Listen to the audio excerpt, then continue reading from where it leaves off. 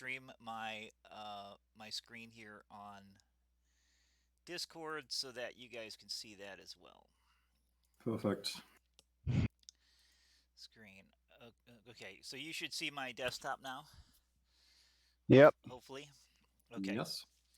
So first off, Wookie, I I use Blender 2.79, which is not the current version. And Yeah. the reason is I've been using Blender for a long time, Hmm. and this is what I'm most comfortable with. This is like the last version that they did before they completely changed the interface. Yeah, Okay. that is also one problem I have with a lot of Blender tutorials because they changed the user interface so much that it's really hard to follow. Yes.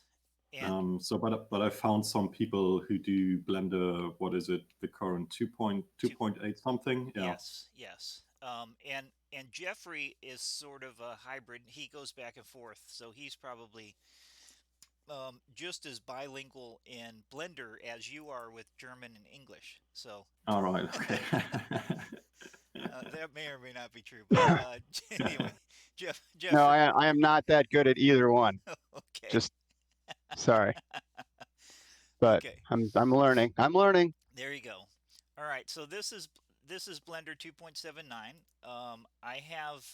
I just installed screencast keys. Thought I did. Uh, oh, maybe I got to turn it back on here. Screencast That's key. awesome. Yep. Turn that on and save user settings. Okay. Now Is that I'm sorry, is that native or is that an add-on? it's an add-on. Um, Okay, and I got so it for 282. I just never got it for okay, 7.9. so now you see the buttons that I'm pushing here. Like if I press G, you see that. If I Yep. press the middle mouse button, you see that. Okay. So the couple of things that you need, well, one thing that you need to get geometry from Blender into X-Plane is there's a plugin called X-Plane to Blender, which is actually a misnomer because it actually goes the other way. It goes from Blender to X-Plane. And I assume, do you already have this installed? Yeah, I got because I'm running the latest Blender version. I got the latest beta of this Explain to Blender Okay. installed, Yeah, it's and four. I also got it installed, and it works now. So Okay, great. so far so good. So just for the sake of Explain to Blender, oh, there it was. Just for the sake of this, here's a link to grab the latest non-version. Here's a link to the scripts here. So 4.0 beta 1, I guess, is what you guys are. No. Yeah, it is. Beta 1 is the Okay. latest. Yeah. So I'm using 3.351, I think, or something. But Yeah, yeah, it anyway, is a long way down there okay. somewhere. So all right. So I might just be on Alpha 6. Huh. I better look. well, there's your problem, Jeffrey. There's your problem. No, I'm just Might teasing. be. That's not the only one, but Okay. So just just for background, everything that you make in Blender is based off of meters in X-Plane. So if I build a cube that's 1 meter by 1 meter in Blender, that cube will show up in scale in X-Plane. So that 1 meter cube by 1 meter cube will be a 1 meter cube in X-Plane. So that's like a fundamental thing that you just kind of need to wrap your head around. Mhm. And you saw the post the other day of of Melvin's 3 mile high sign. uh, So did Yep. he model it in feet? I don't know what he did. That's He hilarious. had some kind of wonky scale. I'm like, I think that's wrong. He's like, well, let's just try it. So sure enough, we he built a sign that protrudes out of this canyon in Utah that you can see for 50 miles. But anyway, um, so uh, so the scale thing is a blender unit equals 1 meter, and just if you want to take advantage of Blender's um, units, there's a function in here under the scene tab right here that has you can switch this to, you know, meters if you want, and then you can see stuff and build things in scale. Now, if you notice, the unit scale never changed, and that means basically that even if I put this to none, it's still working in meters. So you really don't have to do this, but just so that you know, that's kind of an underlying rule. Um, so the other the other thing is just so that you know, the basics with Blender. A few of the basic keys. If you want to move an object, it's the letter G, as in golf, to grab. I think of it as grab. So if I press G now, well, first off, I need to select something, and I know the newer version of Blender doesn't work this way, but and Jeffrey, correct me if I'm wrong. If I press A now, if my mouse is in this area, not over here or not over here, but in this window, and I press A, it picks everything. And if I press Yeah, it, yeah, that works. and if I press it again, it deselects everything. Yeah, Um, I think in the new Blender version, it's Shift A to deselect stuff. No, Oh, or Shift A is you can also double stroke A. If you double tap A really fast, it'll deselect everything. yes. You okay. are right. So the other fundamental difference is that the mouse buttons are different in the older version. Like for me to select the cube, I right click on it. And I know that they change, you know, if I select these different things, it's a right click.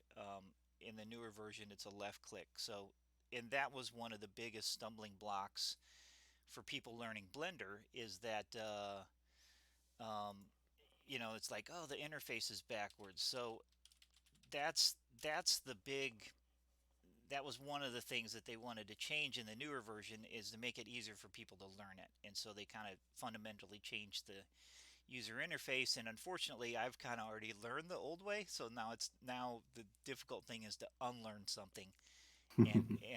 So anyway, that's why I'm still doing this. So um, if I start with a new scene, so if I just say file new and I say reload startup file, this is the basic thing that you get, and you can define what the startup scene is, but I don't think most people take the time to mess with it. But if I just select everything, I'm going to hit A, select everything, and then I'm going to press X, the letter X. Oh, my screencast keys, they went off. Why do they keep, let's see, did they really go off? Start display, okay. Okay, so I selected, let me undo that. You see them now? Okay, so I selected everything. Um, I'm going to hit X to delete, and then click on the delete thing, and they all go away. So now I'm just left with an empty space. This little circle thing in the middle is a 3D cursor, and you can put that wherever you want. You use that as a tool to kind of put things, if you want to put something at a certain location, you can move the 3D cursor to an exact location using these values, or forcing it to snap to a certain location. You can do that as well. If you press Shift C, it puts everything back to, like, it takes you back to like the origin, essentially. Like if I get my, you know, if I get everything all whacked out here and I press Shift C, or if I put this over here, put Shift C, it puts my cursor back to the middle.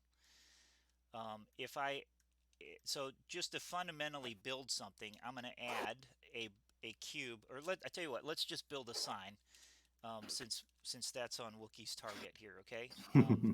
If so, I'm going to add. So I'm going to hit Shift A, and that's all. All these things are available down here in the menus, and so I might use some keystrokes just to shortcut a lot of this, but I can add a mesh, and then a cube. That's what I'm doing here. So I can do Shift A, and it brings up that menu, and I can add a cube. So there's that. Then the other thing that I can do then, so again, the keys that you use a lot are G for grab, R for rotate, and S for scale. Okay, and those are kind of the three big transform things that you can do all the time. You can move the location, that's with the G. So you can see those numbers, these numbers up here in the corner here changing. R for rotate. I got to be over here. So there you can see these rotation numbers changing, and scale, there those are changing as well. So those are the fundamental building blocks that you use when you're modeling. Um, the other, let me show you one other thing that you sort of need to keep in mind, because it can get you in trouble later on if you're not paying attention to it. Let's build a sign here real quick, and I'm just going to say that I'm going to scale it. So I'm going to scale this down, and then I'm going to scale this cube in the Z direction, so vertically. So I'm going to press S for scale, and now I'm here, but I want to constrain it to the Z axis. So if I press Z right now, it's going to lock it to just the Z axis. And that little paradigm is a great thing to use, and it's really fast once you sort of get your head around it. So I'm going to scale it again in Z, and I'm going to say, okay, that's about as big of a post as I want to make.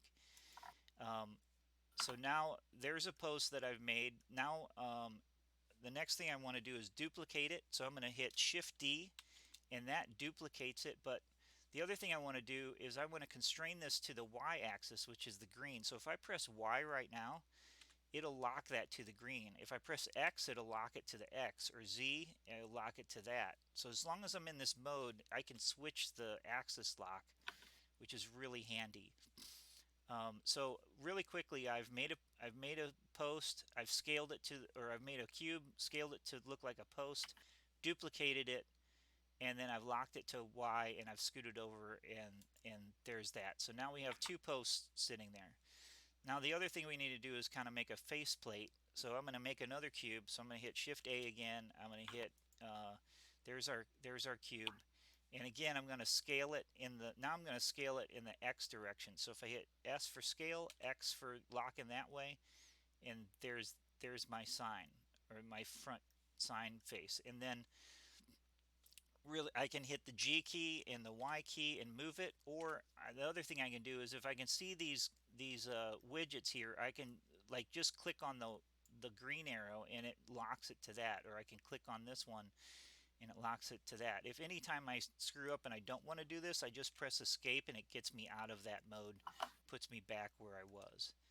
So the other here's another thing that just real quickly, just so that you understand the views. If you have a full size keyboard, you have a number pad on the right side, and that number pad is a quick access to all of the different views. So I can press 1, and it gives me the front view. You see up here it says front perspective. If I press 3, it takes me to the right. If I press 7, it takes me to the top. I don't know what 9 does. 9's the bottom. Okay. Then the other thing is it takes you 5 in the middle, changes you from orthographic projection to it's a toggle back and forth between perspective and orthographic. And most of the time I'll work in orthographic just because I don't necessarily need a perspective view on things. And every once in a while I might get lost, like, am I looking, which side of this am I looking at? So I'll just toggle, I'm like, oh, okay, that's I'm standing out in front of the sign. So I'm gonna go here just so that I can make sure that this thing's lined up. So I'm gonna go to the top view.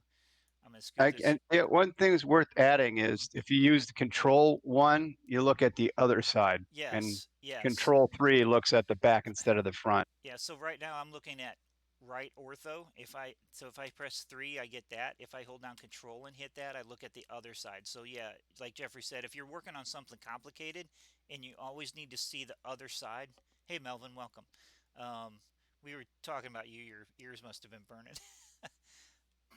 Making gigantic signs. We're teaching people how to create properly scaled signage in this class. So. About So I'm going to scale that up a little bit, and then I'm going to scale it based on the Z, and I'm going to make something about like that, and then scoot it up, and there's my sign. So that's just a really quick, down and dirty way to build something. Now the other thing is the zero, the origin point where the 3D cursor is at, that represents the ground, or it actually represents the attachment point of this object when you place it in wed. Okay, so this little green marker, Yes, yeah, exactly. So that point becomes the origin point. And if we leave this sign sitting right here, in fact, we can do that, and you'll see what I mean. Like it's sitting on let's say the left-hand leg. We'll just leave that setting right there, and then the the green axis, which is the Y, that represents the ground. So if I want this whole thing, I'm going to select everything, and if I want this whole thing to kind of sit on top of the ground, I could move it there.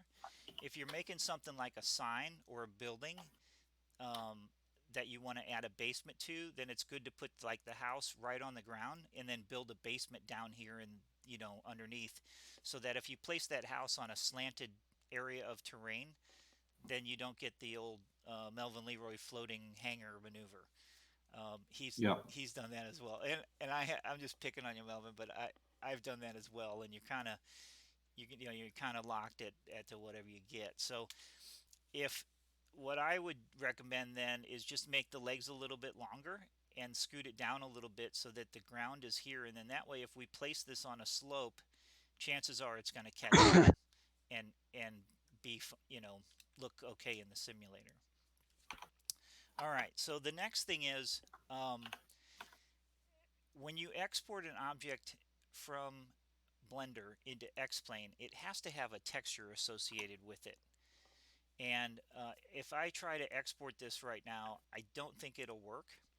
Um, and I'm not even going to try it because it's you just always want a texture, some kind of a texture associated with it.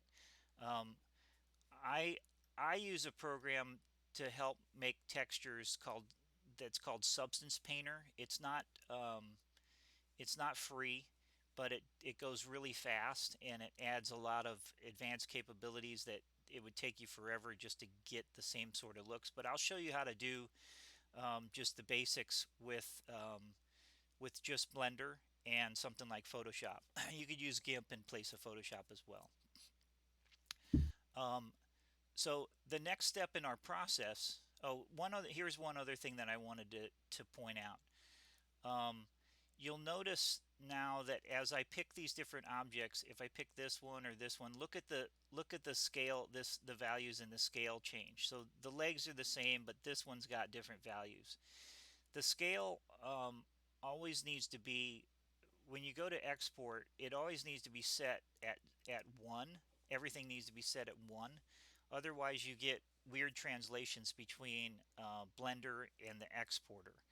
So, and and and the other thing that I sort of wanted to give an example with. So we just built this whole sign with basically adding, we added a cube and then we scaled it, right? We went through this process, and you'll see that these values now have changed. If I put this back to there's the default cube, they show up as 1.0. Um, Another way to do this and leaving the scale alone is to switch Blender into edit mode, and that's typically done by using the tab key. So if you look down here in this little area down here, if I press the tab key, it now switches to edit mode. If I press it again, it takes me back to object mode. hmm So that's a thing that you use all the time. But if I have this cube selected and I go into edit mode, and if I scale the cube in edit mode, if I come back into object mode, you'll see that the scale for the cube is still at 1.0. This is actually I guess that might have something to do with my problems because my scales right now are not at 1.0. Okay. because I changed the dimensions using the object mode, Yes. and this will also change the scale of the objects, right? Yes, that's Yeah. correct. Yep, and you'll get just bizarre, bizarre exporting issues that you're like, And don't let's not even what start happened? talking about animating that, Yes, agreed, agreed. because then you get stuff that gets shooting all over the place. It's kind of hilarious. Yeah. So you can do it one of two ways, and I kind of catch myself going both directions with this. You can Well, like for instance, a lot of times I'll build this sign and I'm like, oh, it needs to be a little bit bigger. So then I'll select everything and then scale it up in object mode, and then I need to reset the scale. So, or you can build the sign completely in edit mode. Like for instance, I can go into edit mode. I've got this big cube selected. I'm gonna go back into edit mode. I'm gonna scale this down. I'm gonna scale it in the Z. Okay, and oh, I might have flipped it. Scale Z. Okay, there's that. Now I'm going to duplicate it on the Y, and then I'm going to duplicate it again on the X, pull this out. I'm going to move this over. I'm going to scale Y there, and I'm going to scale Z, and there's that, and then I'm going to move it up. Okay, so I just built that whole thing in edit mode, and you see that the scale is still at 1.0. Mhm. So so How so do you go ahead. how do you reset your scale if you did it in the Sure, object mode? sure, no problem. So He's so glad you asked that question. because that's what I was going to answer next.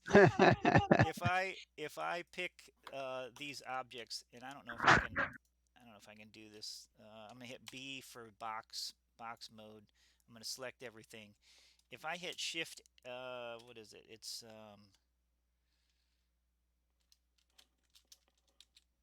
You can use the object menu too. yeah. Let's see. It's what is this? Control.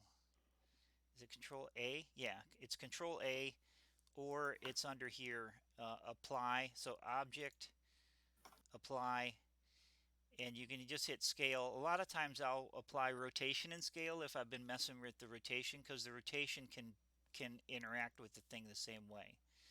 So if I apply, so for instance, like if I have this thing made, I'm just going to duplicate this whole mess just so that we can mess with one of them. If I rotate this whole thing like this, right, and I get this thing all out of whack, oops, let me pick this. Okay, so now you can see the rotation's messed up, the scale's messed up just out of this one leg. If I apply rotation and scale now, the scale went back to 0 and the rotation went back to 0. Oh, all right. And what happened is that we've sort of reset this geometry back to its original orientation in the global transform space. So that's sort of what you've done, is just you've reset that. So again, that's object, apply, and then I almost always just do rotation and scale. I don't, just in case I've messed with the rotation. So that's that. So there's that. If I hit Control A, you'll see that, watch up in this space of pick this one, Control A, rotation scale, resets everything back to 0. And now I'm ready to export. Not, or I can be more ready to export. Uh, so that's sort of a, like, if you have a checklist before export, make sure that that's on it. Okay, so I'm going to get rid of this.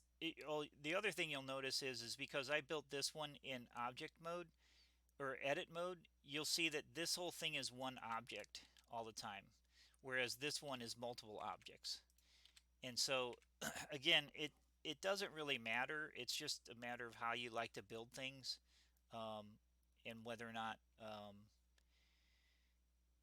a lot of times you might be able to, for instance, like, uh, if I if I built out this post and it was really complicated and had a bunch of different pieces and parts, and I needed to duplicate that whole assembly, then that might make a reason, or provide a reason why I might want to build the whole thing in object mode and then duplicate all of those objects again or mirror them or something. You come up with these weird edge cases depending on what you're making.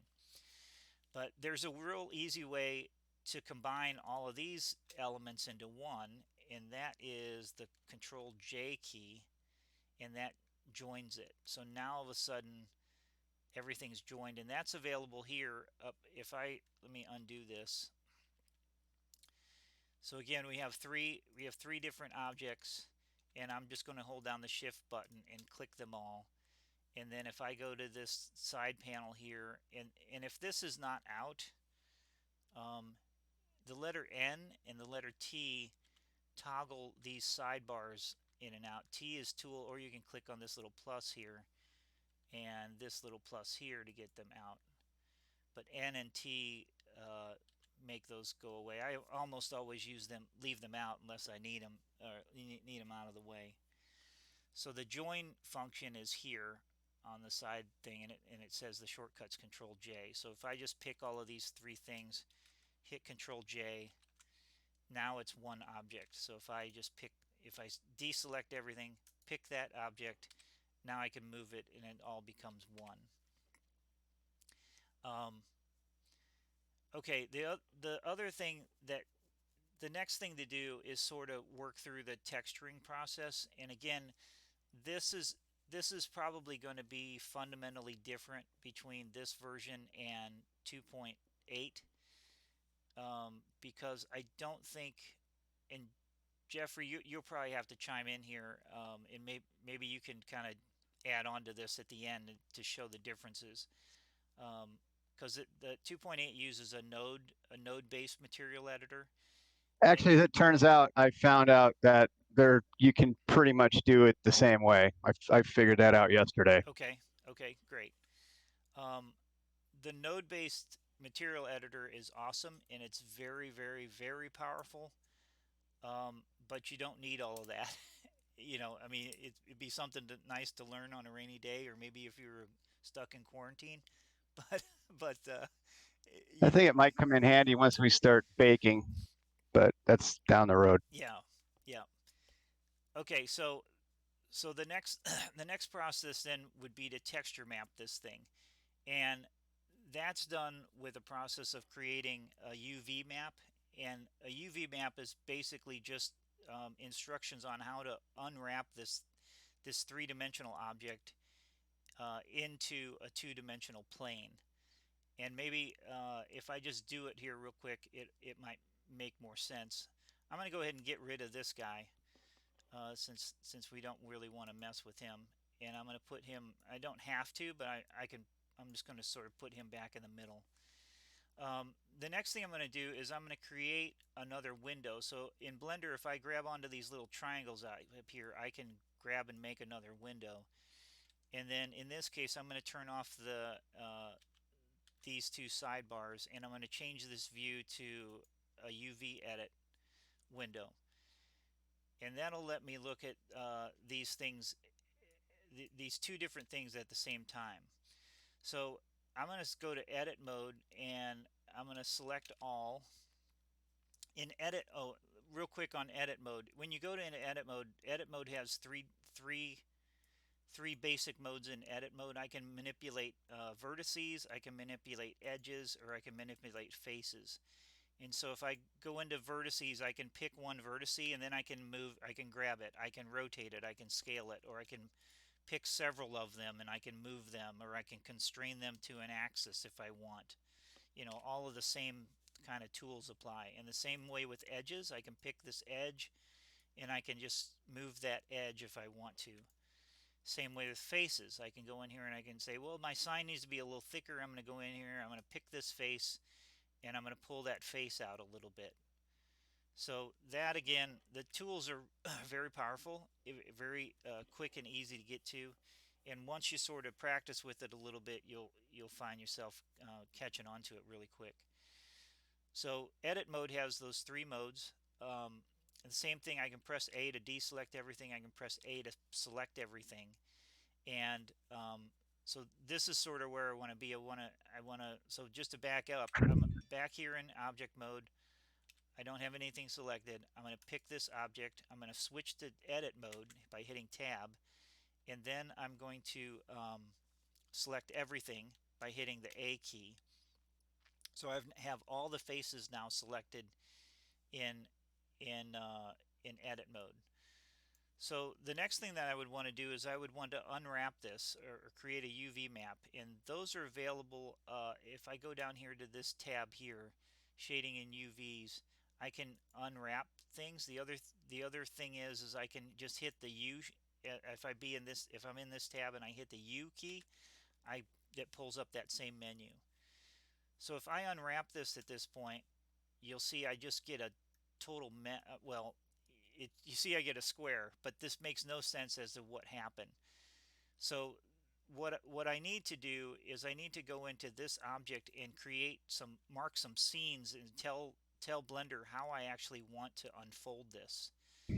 And so what I will do is I'll go into edge mode, and I'm going to mark this one as a seam.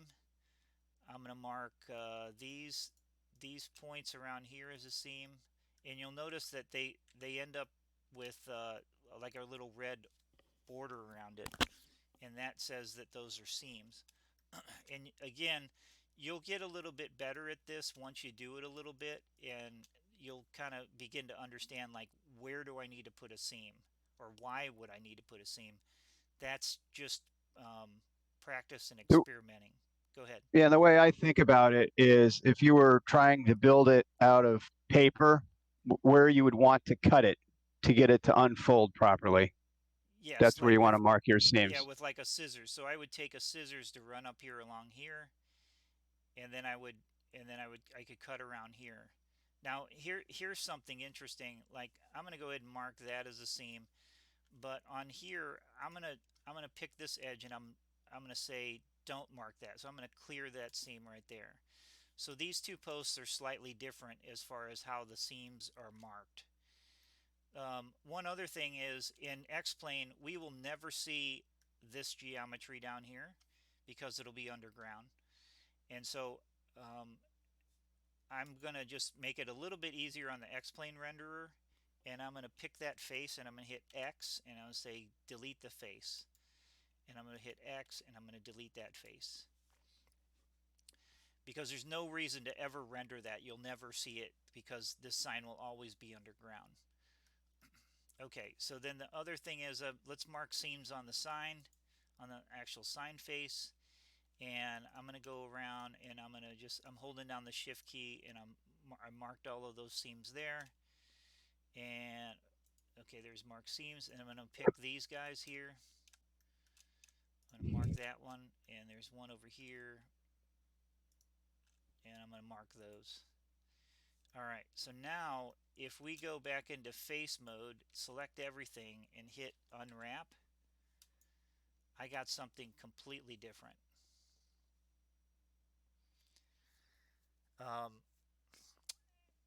The other thing is that you'll see that this is really distorted, and the shapes don't really match anything. You can sort of pick out the poles, but this stuff makes zero sense. And the reason that is, I have not applied my scale to this object yet. So if I hit Control A and apply rotation and scale, reset that back to 0, go back into edit mode now and hit unwrap. Oh, that looks better, right? Like, everything's sort of proportional now. So Blender has a button here. This guy right here says keep UV and edit mode mesh selection in sync. And if I toggle that on, if I pick this face out here, you'll see that that's the corresponding face for that. If I pick this one here, that's the corresponding face to that. Here's one other thing that I wanted to just point out, and this is just as a way of explanation as to how things unwrap. You'll notice on this pole that I unwrapped all the way. I marked a seam all the way around the top of this post, and what that did was it made this it made that one. And if I kind of go around here, there's that one. Here's that face there. And here's that face there. And then this face is stuck way over here. It's sort of detached. Whereas if I look at this other pole, you'll notice that I did not put a seam across here. And so this face here, you'll see, is stuck to that square. So if I pick these two things, you'll see that those are the two corresponding things. And that's how the seams work, as it says, okay, where should I cut this and where should I not virtually cut it? And so these two faces end up as one piece on our UV map. Hopefully that makes a little bit of sense. And so all this is it's just a diagram of how to take a texture map and how to place this onto this geometry. That's all a UV map is. The other, and at this point, we can go in, and if you don't like how this is laid out, or for instance, we did this with Melvin. Let's say that this piece is our the front of our sign, and we want to probably we might want to have a little bit more real estate on our texture map to apply to this portion of the sign. Well, I could grab this and I could say, okay, let's move this over here, and then put that there, and then I could scale that up again, using the same keys as before. I'm going to put that back because that introduces some complexities in the texture mapping process that you may or may not want to get into. The Substance Painter tool handles all of those things, and so that's one of the reasons why I like using that.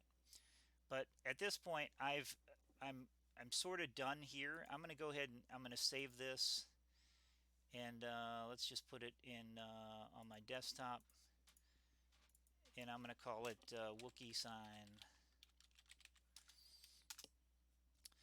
Okay, so one other thing in the texture process to help me make this texture is I can go into here and I can, let's see, it's export UV layout. And so what that does then is, and I'm going to call this Wookiee sign UV layout. UV layout.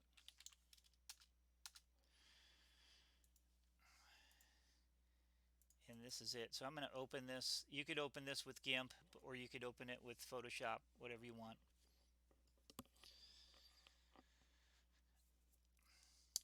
So now this, and you'll see this doesn't really make sense. Let me pick everything, and let me export this again. Export UV layout. You can actually force that with that all UVs checkbox on the left as well. Right where you were. Go back to the export. Oh, here. Yeah, and then to your left, right there, all UVs. That's right. Thank you. Yep. If you check that, then it's yeah. All right, I'm going to overwrite on that. Thank you. Okay, so now if I open this back up,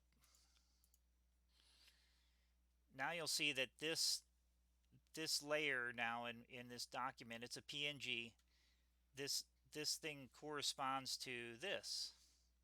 In fact, it's exactly what that is. One other thing that I could do, if I want my texture map to be a certain size, like for instance right now this one is 1024 by 1024. Let's say that I wanted it to be twice that. I could come in here and I can make one that says 2048 by 2048, and I say OK.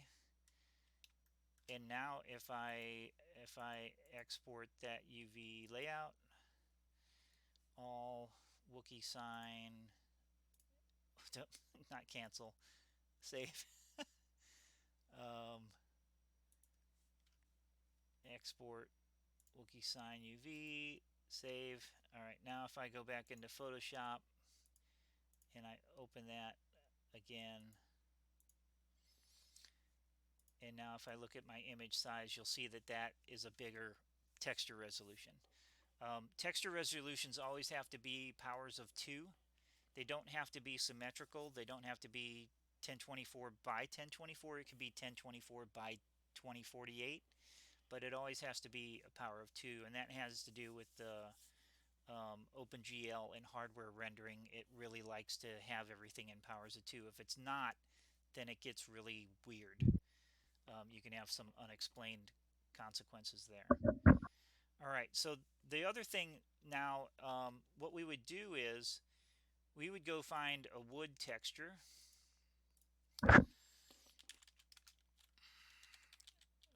Wood seamless texture. It looks like I've just been here. Imagine. Imagine. Here's one, and it's huge. So I'm going to copy this one, and I'm going to paste it into here, and I'm going to put this below that layer so you can kind of see what's going on. So here's the tricky part now in texturing without an add-on or some kind of program like Substance Painter. I have to take this and I have to basically go in here and build this out. So it's like, oh, if I want my sign, I'm just looking at this part up here. If I want my sign face to be something like that, and just for simplicity, just to keep things square, I'm gonna get rid of that part. Okay, so there's my sign face, and now all of a sudden, I'm going to paste that back in, and the grain on the posts need to go this way, right? They need to go vertically. So I need to rotate this, and actually that'll work. I'm going to go ahead and scale. I'm going to scale this down a little bit, and I'll make that about like so. And so now, like these pieces here. The wood grain is going vertically on this. The end caps are kind of weird, so we'll probably need to do that. The back of the sign seems to make sense because the wood grain is going that way. Actually, there's a little chunk that doesn't have the wood texture on it, so I'm going to go ahead and stretch that down. And let's find something to put on the end of that post. Let's really quickly see if we can come up with something. So I don't know what we would search for. End post wood, maybe. End grain. End grain. Perfect. Which one do you want? Let's just take... that was the carpenter talking. Yeah. If you can take the circuit, yeah, I would. Yeah, it's either one of those is great. Yeah. Yeah. Which one do you want, right? Okay. So let's say that this one is Jeffrey's favorite, right there. And I'm going to make a new layer. I'm going to turn this off, and this guy's going to go right there. I'm going to scale this down. Ignore the watermarks. Is it possible to export this UV PNG with some kind of margins in between these fields? Yes. Because right now it all sits right next to each other. Yes. And it may be a little tedious. Yep, absolutely. Yep, you can. I'll show you that here in just a minute. So I'm gonna let's say that Jeffrey likes this really tight knit one right here. For the other post, I'm gonna copy that. I'm gonna whoops. This layer, please. Copy that, paste, turn that layer off. Here's our other one, and here's our tedious process here. Control T. I don't know if I like pine end grain against the mahogany, but I'm terribly sorry, but for your discounted tutorial today, this is what you get.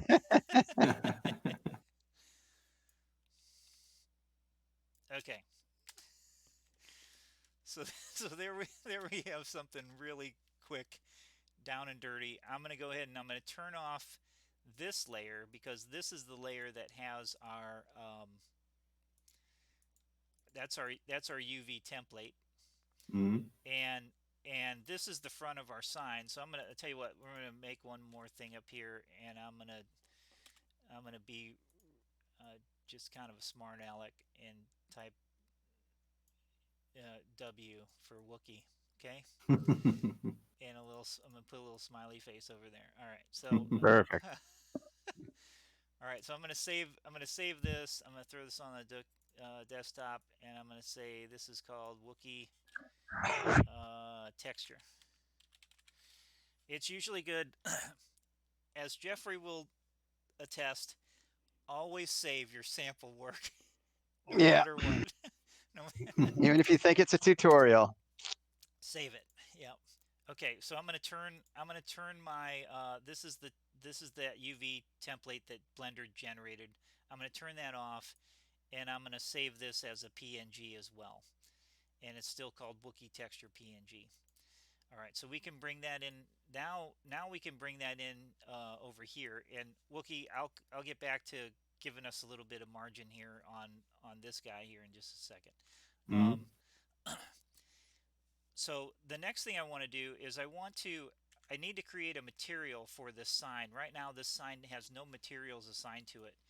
And so I'm going to create a material. This is the material tab. So if I'm back in object mode now, and I'm going to pick this sign, and then I'm going to go to the material, and I'm going to say create a new material. So I'm going to click on that, and I'm going to say I can leave the name. The name never really translates anywhere, but if you make something semi-complicated, you might want to call it, whatever you want, right? Magical wood.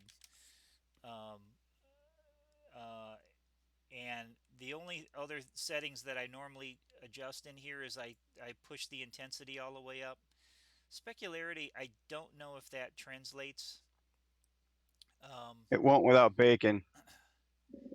Yeah, I think you get into normal maps, which handle Yep. the specularity and stuff. So you don't really need to mess with that, but that has to do with how shiny the thing is.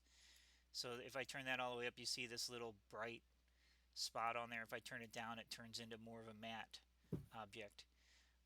That's all we really need to do here. And then I need to go in, and with this material, I also need to put a texture associated with that material. So I'm just going to click the material tab, which is this red and white checkerboard, and I'm going to create a new material or a new texture. And again, I can name this texture. I don't have to, but I can call it wood texture. Again, it's just for your internal housekeeping. And I want to open an image here. So I'm going to say go back to my desktop, and I want the PNG, the Wookie texture PNG.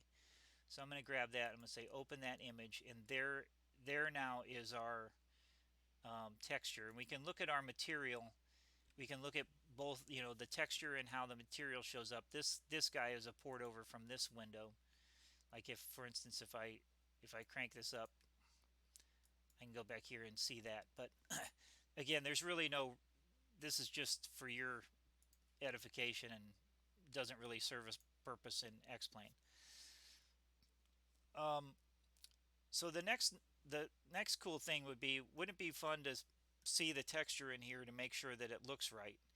And so what I can do is I can go into edit. I can go back over here. I'm going to switch this to edit mode. I'm going to go ahead and I'm going to open that texture in this area. So if I click right here, you'll notice that Blender already has that Wookie texture thing loaded in memory, and it's put it in our image slot. So I'm going to go ahead and I'm going to open that up.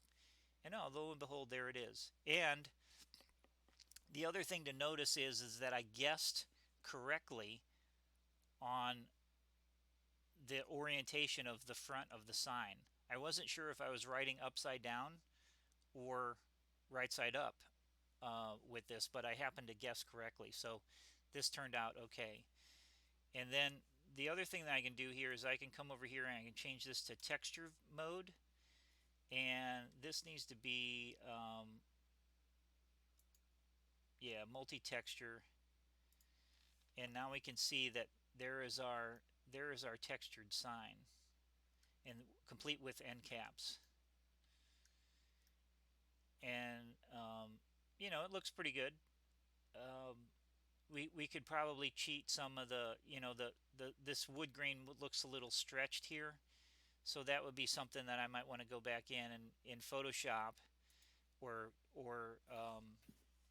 or in GIMP and kind of mess with the scale of these images to get it to show up correctly in Blender.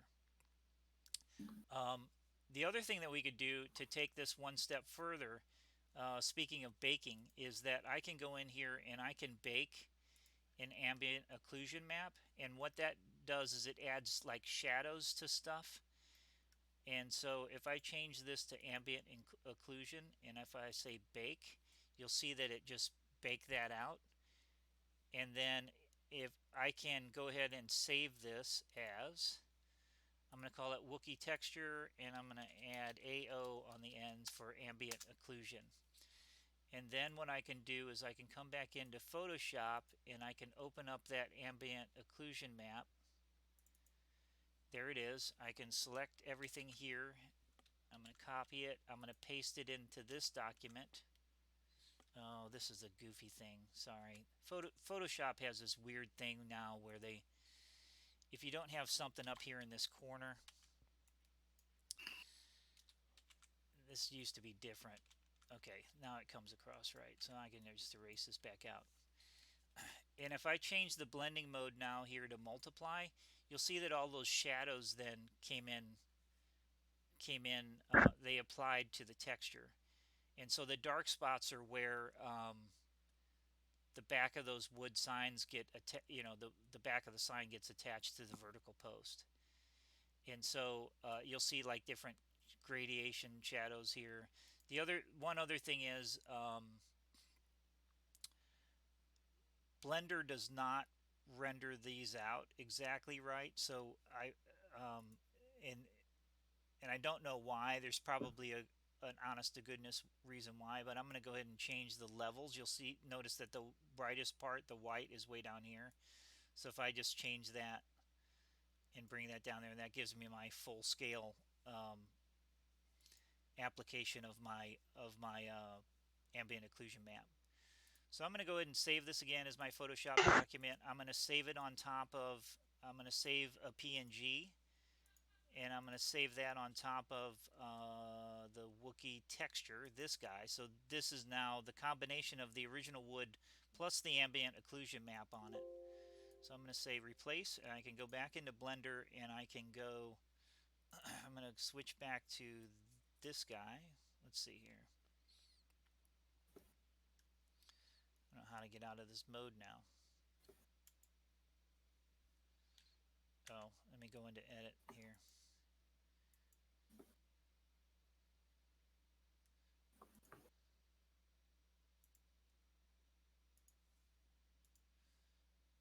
All right, so now you see this guy now, you can see like down in here, it has shadows, where that ambient occlusion, so what's going on, the ambient lighting is being occluded by the geometry. And so it basically, it gives a little, you see the little darkness here. It's a nice little touch to add, to add a little bit more depth to your texture mapping. But essentially, we're kind of done at this point. This little sliver, this white sliver, is probably, that's that piece right there, which is, if I turn this back on, you'll notice that, let me turn these off.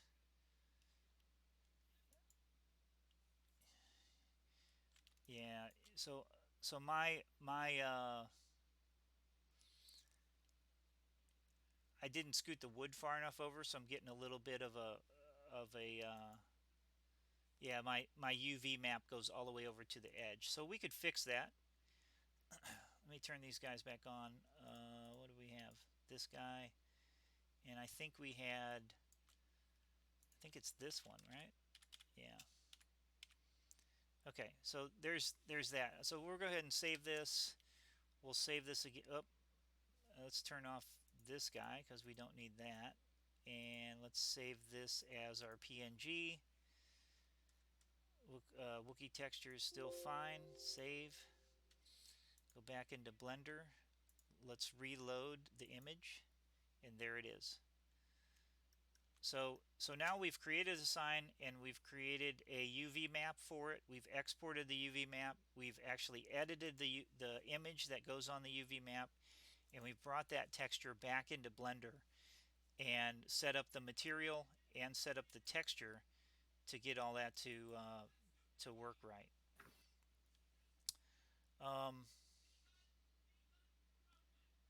At this point, I think we can go ahead and we can export it. So if I go into this may or may not be this similar in 2.8. I know 2.8 has a really cool feature called collections. It might have some value to it, but essentially if I go into the scenes tab and then I go to add X-plane layers, and just to interject, the yep. difference between collections and layers isn't much. It's what's really, and you can, in fact, in 2.82 you can consider collections to be layers. It's just they're unlimited instead of being limited to 20. Yes, great point. So these little buttons down here represent layers, and so it's 1 through 10 on the top row, 11 through 20 on the bottom row. And with 279, I'm stuck with 20. Whereas if you use 2.8, then like Jeffrey said, you can end up with an unlimited collections, however many you want. So my sign is on layer 1, so I need to go into here under the X-plane tab here. I need to set up some parameters for layer 1. So I'm going to call this Wookiee sign. I'm going to call it Wookiee sign. I don't need to put anything else on the end of it. I'm going to say it's a scenery object. I could let it auto detect textures, and it should pull the textures from here. And actually my source is not the ambient occlusion, it's actually Wookiee texture. It's actually that. I want to make sure that that's all correct. And what else? Anything else in here? Scenery properties, I don't need any of that. It can cast shadows. I don't want a slope. None of that. All of that seems fine. So once I put the name in and I said it's a scenery object, and I can hit, oh, the other thing that I don't know really is how big is this thing? Speaking of Melvin Leroy and his magnificent size signs. Okay, it's about 3 meters tall. So it's a pretty tall sign. Okay, so I'm going to go ahead and hit export. You can either click on this button right here, or you can do File, Export, X-plane Object. Either way. I mean, you think 9 foot's a tall sign, but that's, kind of standard stop sign height. Well, that's exactly why I created to be 9 feet high. Okay. I'm going to go ahead and leave it on my desktop. The name here does not matter because it's going to pull the name from this area right here. And if I just hit the export objects, it'll just do it. Or I could go File, Export, X-plane Object. If I wanted to pick a different place where I wanted to save it, it would do it. And so now if I look on my desktop, you'll see that I have a Wookiee sign OBJ file, and that's a text file that X-plane will recognize. It has all the vertices, it has indices, and it has some information about how is it shiny, or that sort of thing. But at this point, I could take my Wookiee object sign and the texture. I'm going to go ahead and copy those, and let's put this into I'm going to go ahead and throw this into Big Creek. This is a thing that is coming up for the Bush League fly-in this coming Monday. So I threw those objects into here. I could make a folder that would say objects if I wanted to, and put those inside there to kind of do housekeeping a little bit better. But if I go in, I don't want X-plane, I want WED first.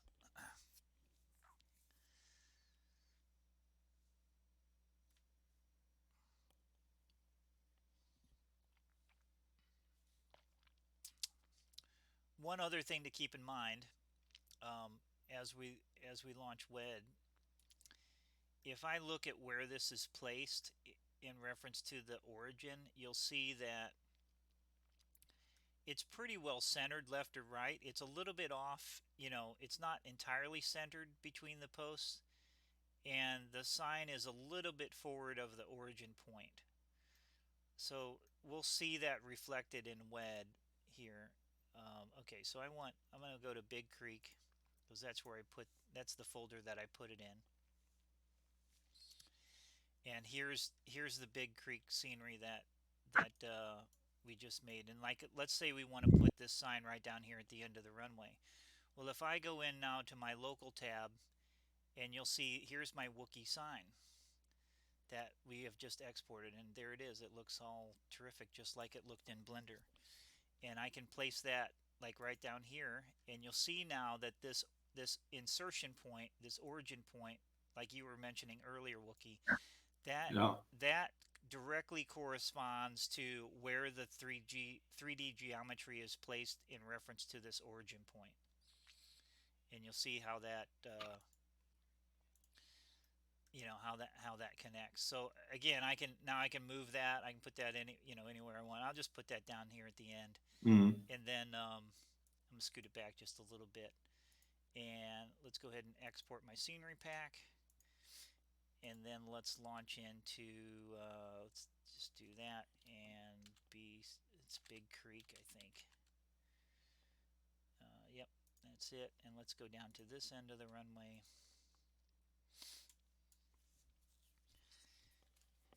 And that's kind of it. Well, I tell you what, while that is loading, let's go back to our UV map thing. There's another thing that you can do here, and you can, when you press, if I go into, I'm back here. I want to pick. I don't want to be in. I'm in object mode. Don't have anything selected. I'm going to pick the sign. I'm going to go into edit mode by hitting tab. I'm going to select everything. So select all the faces. I'm in face mode. I'm going to select all the faces, and I'm going to press U for unwrap. And then if I go into, if I pick, these are all different choices on how to unwrap the object. One thing that I could do, if I wanted a little bit more margin in here, I could go in here and I could pick this thing, and I say, well, scoot this one over a little bit over to here, and put this one here, and put this one here. I could do that. Or that would be one way to introduce margins into there. This is really loud. Or the other thing I could do is I could go in this window. I press U, and I could do Smart UV Project, and I could put in an island margin. So I could put in, like, let's say I don't know, 3 here. And now if I need to select everything. Unwrap, Smart UV Project, island margin, let's say 2, or I guess 1 is my only choice. So there it unwrapped it, but it put a margin in there. And if I want to do, let's do like 0.1. Okay, so there you go. How about that? Yeah, here we go. This looks good. Yeah. So there's ways to do that. Some of these things you might not want a margin, like if you want that wood to wrap all the way around this one post, then maybe you want all of this stuff to be stuck together. And this window, of course, has all kinds of different objects. You can say snap to pixels. So if I come in here then and I pick this one, and I grab, hit G for grab, X for scooting over, it's actually snapping to the pixels, and I can get that guy lined up right there. So with a little bit of work, you can kind of remake this to, if you want a little help with texturing. And then of course you would, once we mess with this UV map, then I would, you kind of need to start over by exporting the UV layout and then taking that layout into GIMP or Photoshop and laying the texture out a little bit better. Again. But if we look now in X-Plane, and if I go to the custom camera and turn around, there's our sign. Ta-da! And clearly, it's 3 meters tall. But you'll But see worth it. that it has some of that ambient occlusion stuff to it. Like you see, it's kind of darker here in the corners. Yeah. Did you, just out of curiosity, did you want to mention normals or did we talk about that? We did not talk about that, and that's a great point. So the other thing that you can sort of get in trouble with, and if something doesn't turn out right, it's good to have an understanding of what a normal is. A normal is a vector off of a face that basically tells the renderer to either render this face or don't render it. And to visualize that, if I'm again, I have the object selected, I go into edit mode, and then on this tool tab here, I can go down here and say, show me the normals for the faces. So if I click this, you'll see these little blue lines pop up, and I can control this, how far those lines extend. But these are just visual helpers. So this tells the renderer, for instance, like let me pull this face off of here. Just let me not. Well, this is a bad example. let me do it like this. I'm just going to add a plane. Okay, so if right now this plane, if I show the normal on that, and here's a great example. You can't see it because the gizmo is hiding it. Like, it's really there if I zoom in far enough, but if I pull back Mm. out where the gizmo is longer than the normal view, the normal viewer, then you can't see it. But essentially what's going on is the normal for this face is pointing in the direction of this red arrow. So it's coming, if I swing around this way, it's coming at us. And that, if I'm in X-Plane or in any kind of a game, the normal tells the renderer which side to actually show. And so if I'm looking at this face from this side, then I can see the face. But if I swing around here and I look at it from this side, the renderer will say, oh, the normal's pointing away from the viewpoint, so I'm not going to bother rendering this face because it's the back side of it.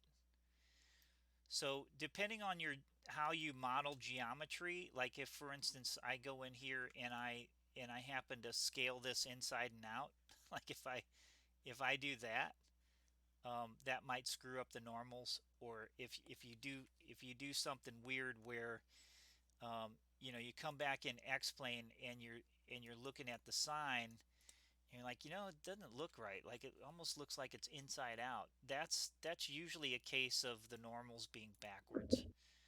So, And if you get to the point where you're like start to steal other objects and import stuff, those can get flipped like arbitrarily. It's like kind of weird. yes.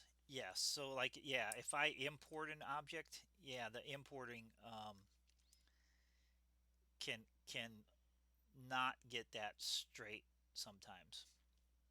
So there's one other thing, Wookie. There's an importer. There's a importer. If you go to xplane.org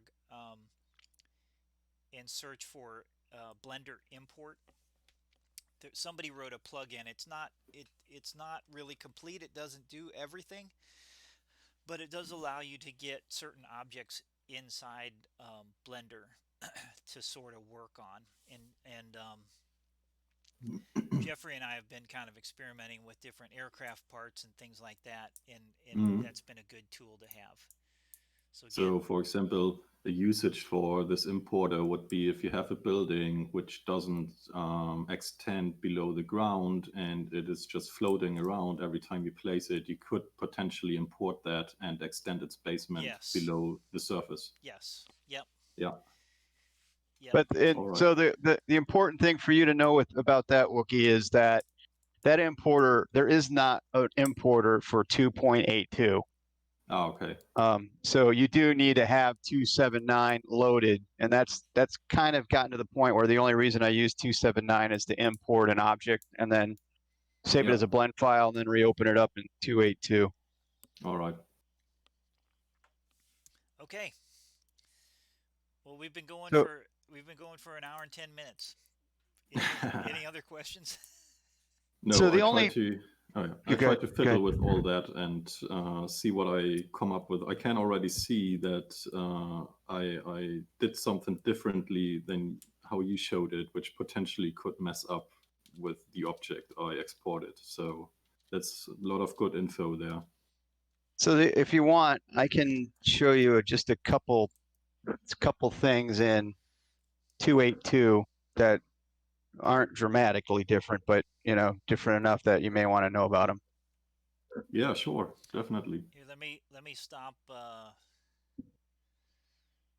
Let me stop my where am I? Let me stop my screen share, and Jeffrey, you can do yours. Yeah, I got to figure out how to. I'm gonna have to give that stream a happy face. Okay.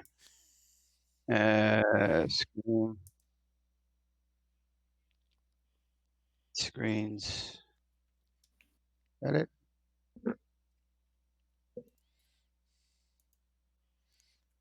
I don't know. Is that my Blender screen? That is. Okay. So a couple things that are nice. Let me open up another file.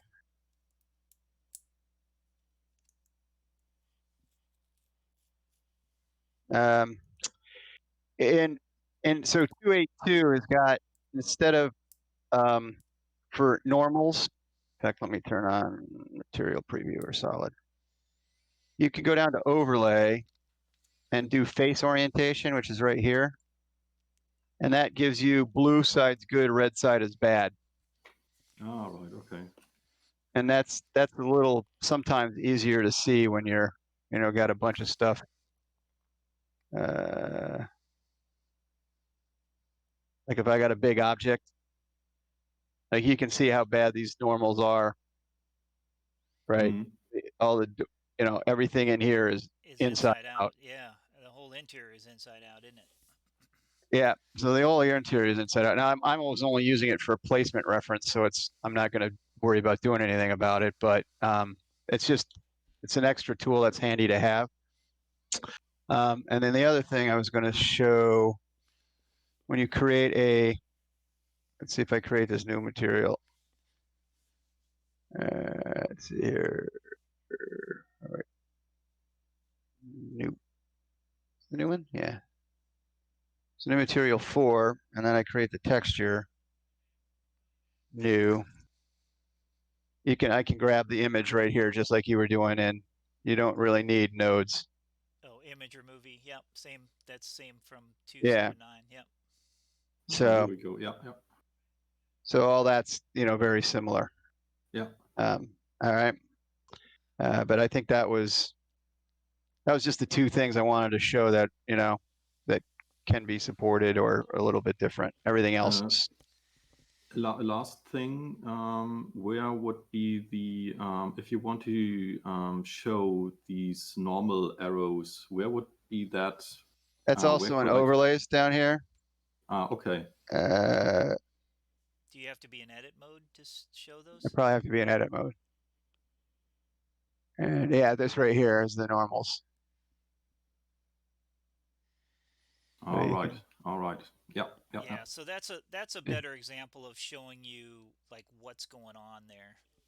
How, how all the normals coming out of the object like a porcupine. Yeah, Yeah. they're right. So, all right. Yeah. Cool. Nice. Okay, well, chop Yeah. chop. Thank you. Get at it. Thank you. Can't wait to see what you'll be making. So. Oh God. Yeah. I'm sure it will be something special. All right. Well, Well, that sounds great. Well, hopefully this will get you started. And if you have any other detailed questions or something, feel free to ask again in the Discord. And Yeah, Jeffrey, again, I appreciate all your help too, chiming in with helping people and stuff and sharing the knowledge. It's great. yeah, Yeah, it's fun. definitely. Yeah, thanks for this for the little tutorial here, All right, you're and welcome. make sure to upload it on YouTube or somewhere else. I will. It's it. As soon as I get done, I'll push it over to YouTube and it'll be updated as soon as it's ready. I'll add it to that same article at downwindsim.com. Yeah. There's an article in there that I've just been posting links to the videos there. All right, cool. Because that will definitely be a good reference for future inquiries into the happy world of 3D modeling. Yes, yes. Well, sorry. I apologize in advance because it's a big rabbit hole. Yeah. Well, explain is in itself already a big rabbit hole. So That's you true. just dig it. You are already in a hole, but you just dig it deeper. Exactly. That's right. Okay, guys. Well, I'm gonna cut it off, and we'll talk to you guys soon. Yeah.